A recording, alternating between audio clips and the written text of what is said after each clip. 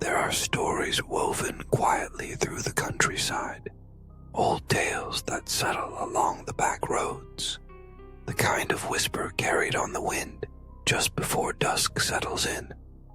One such story speaks of a town that appears only once every 100 years, nestled among rolling hills and shrouded in morning mist.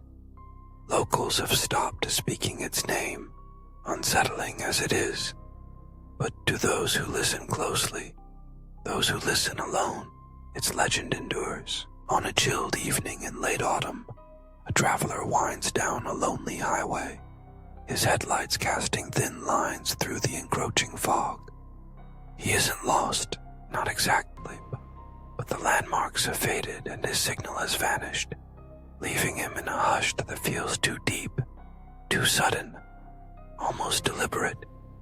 He notices, half consciously, the way the trees lean in, their branches arching to form a vaulted tunnel, the road beneath him narrowing with every passing mile. Then, the road unfurls into a wide, cobbled avenue, and there it is, an entire town, silent and ageless, sitting as though plucked unchanged from another era. Storefronts gleam with untarnished glass, yet their window displays are archaic, almost museum-like in their arrangement of lace gloves, pocket watches, and jars of vibrant penny candy.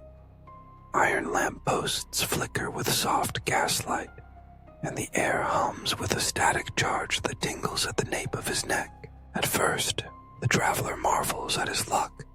He parks beneath a wooden sign, his paint perfectly preserved, welcoming him to a place he's never seen marked on a map.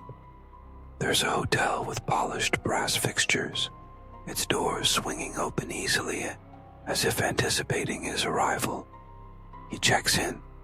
Surely someone must run the register, for the bell rings and a thin envelope slides across to the counter, containing an old-fashioned room key and a hand-scrawled note. Welcome home. But the streets are empty, his footsteps echoing off the clapboard walls.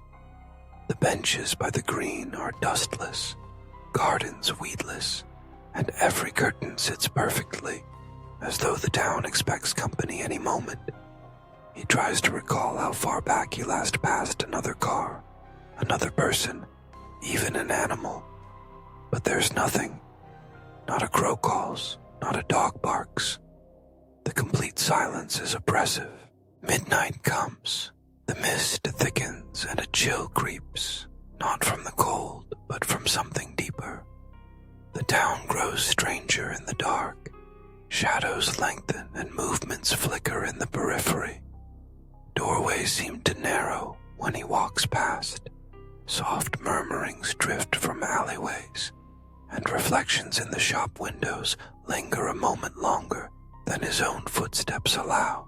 Driven by curiosity than an edge of fear, he pushes deeper into the maze of streets.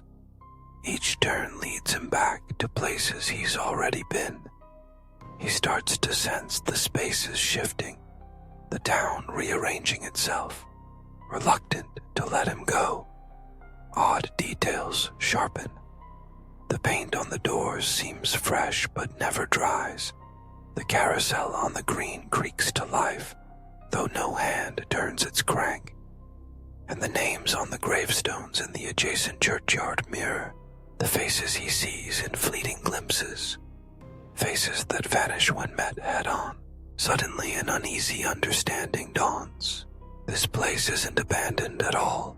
It's waiting for someone to cross its threshold, to stumble in from the fog, waiting for the centuries cycle to bring forth a visitor it might add to its silent congregation. Panicked now, the traveler retraces his steps, desperate for the comfort of his car's headlights beyond the haunted avenues. But the more he runs, the longer the streets become, twisting, folding in on themselves, the town closing like a trap, just as dawn carves through the fog, just as the buildings blur and the world trembles. The town recedes. He's left stranded on a stretch of empty road, breathless and chilled, marked by a strange new scar, one that burns only as the legend resurfaces, whispering through him, ready to draw the next wanderer into the town that disappears every 100 years. And somewhere behind him, in the mist, the town waits,